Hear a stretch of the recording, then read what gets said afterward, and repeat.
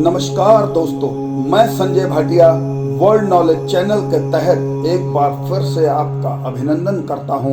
दोस्तों, जैसा कि आप सबको पता ही है कि हमारे हिंदुस्तान में श्राद्ध में पितरों की पूजा की जाती है और श्राद्ध शुरू हो चुके हैं। क्या आपको ये पता है कि पूजा हम क्यों करते हैं और किन नियमों के साथ हमें ये पूजा करनी चाहिए? श्राद्ध में पूजा करने से हमें किस तरह से अपने पूर्वजों से आशीर्वाद मिलता है, आज मैं आपके साथ ऐसी ही कुछ बातें साझा करने जा रहा हूँ। दोस्तों, हिंदू संप्रदाय जिसके बारे में भारतीय संस्कृति के परम पिता श्री वेद व्यास जी महाराज ने समस्त ग्रंथों और शास्त्रों का वर्णन करते हुए मनुष्य के शरीर को 5 तत्वों और 3 गुणों से बना हुआ बताया है।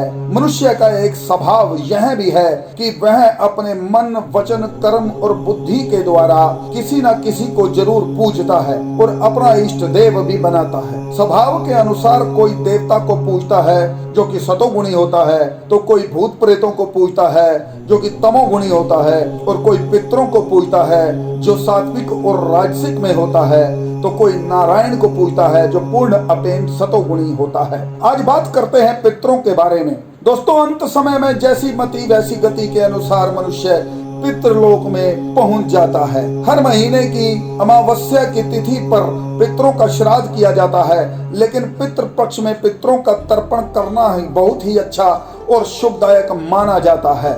ऐसा माना जाता है कि पितृ पक्ष में पितृदेव स्वर्गलोक से यानी पितृलोक से धरती पर अपने अपने परिजनों से मिलने के लिए आते हैं। श्राद्ध और पितृ पक्ष हर साल भाद्रपद महीने की पूर्णिमा तिथि से लेकर अश्विन माह की अमावस्या की तिथि तक मनाया जाता है। इसमें 15 या 16 दिन पितरों को समर्पित करना होता है। इस बार श्राद्ध पक्ष भाद्रपद पूर्णिमा वाले दिन यानी कि 2 सितंबर से शुरू हो चुके हैं और वहीं 17 सितंबर को अमावस्या होगी, यानी कि इसी दिन पितृ पक्ष का अंतिम श्राद्ध यानी दिन होगा। महाभारत के अनुशासन पर्व में भी भीष्म पितामह ने युधिष्ठिर को श्राद्ध के संबंध में कई ऐसी बातें बताई जो वर्तमान समय में हम बहुत ही कम लोग जानते हैं। महाभारत में यह भी बताया गया कि श्राद्ध की परंपरा कैसे शुरू हुई और कैसे फिर ये धीरे धीरे जनमानस तक पहुंची। आज हम आपको श्राद्ध से संबंधित कुछ ऐसी ही रोचक बातें बताने जा रहे हैं। वीडियो कृपया पूरा देखिएगा ताकि आपको जानकारी मैं अच्छे से दे पाऊं। दोस्तों, महाभारत के अनुसार सबसे पहले श्राद्ध का उपदेश महर्षि निमि को महातपस्वी अत्रि मुनि ने दिया था।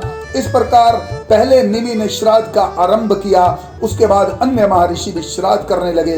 गरुड़ पुराण के अनुसार इस दिन सभी पिंडदान करते हैं और हमें सुयोग्य पंडित के द्वारा उचित मंत्रों की देखरेख में यानी कि एक अच्छे ब्राह्मण की देखरेख में श्राद्ध करना चाहिए। इस दिन गाय, कुत्ते और कौवे को भोजन करवाना चाहिए। पितृ का श्राद्ध मृत्यु की तिथि पर करना चाहिए, पर यदि वो तिथि याद ना रहे तो अमावस्या के दिन भी आप श्राद्ध कर सकते हैं। यानी जितने भी लोग अपने खानदान में पितरों के मरने की तिथि को भूल जाते हैं, वो अंतिम दिन में सब कर सकते हैं। वो श्राद्ध पूर्णपेन माना जाएगा शास्त्रों के अनुसार। पितृ का श्राद्ध गंगा में वाराणसी के किनारे किया जाए तो भी अच्छा माना जाता है। जब तक घर पर भी श्राद्ध कर सकता है। लेकिन दोस्तों, मैं आपको ये बता दूं कि श्राद्ध जो है वो बिहार के बोध गया जिले में और पिहोवा के अंदर अक्सर आसपास के लोग करने के लिए जाते हैं और वो अपने पूर्वजों की गति भी वहीं पे करवाते हैं। इस दिन व्रत रखना चाहिए।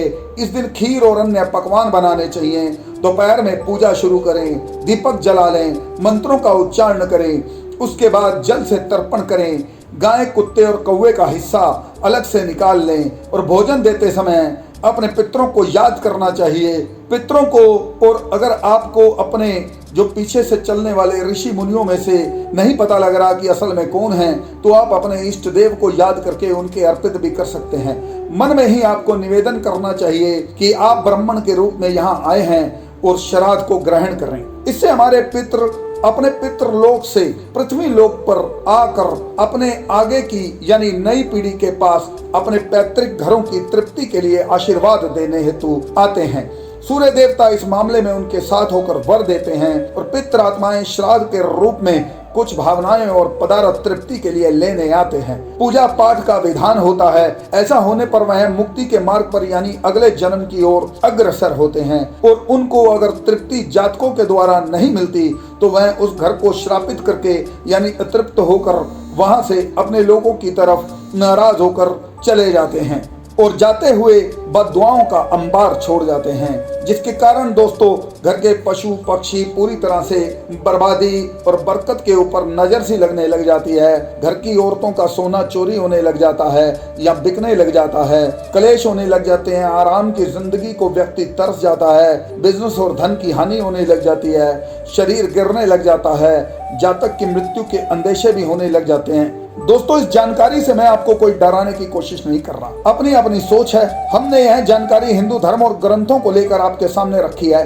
जरूरी नहीं है कि आप मेरे द्वारा दी गई जानकारी से किसी भी प्रकार से तृप्त हों, क्योंकि हम आज की तिथि में अपने पूर्वजों और माता पिता का कहना भी तो नहीं मान पा रहे ना, तो आप अपनी मर्जी से इसको ले सकते हैं। आपसे प्रार्थना है कि अपने बाप दादाओं के द्वारा अब तक किए गए जैसे विधि विधान हैं उनके द्वारा पितरों को पूजा गया है वैसे ही हमें चलना चाहिए, ताकि आपकी पूरी जिंदगी जो है वो विकास की तरफ चले और तन मन वचन के द्वारा बुद्धि के द्वारा किसी को भी अपशब्द नहीं बोलने चाहिए।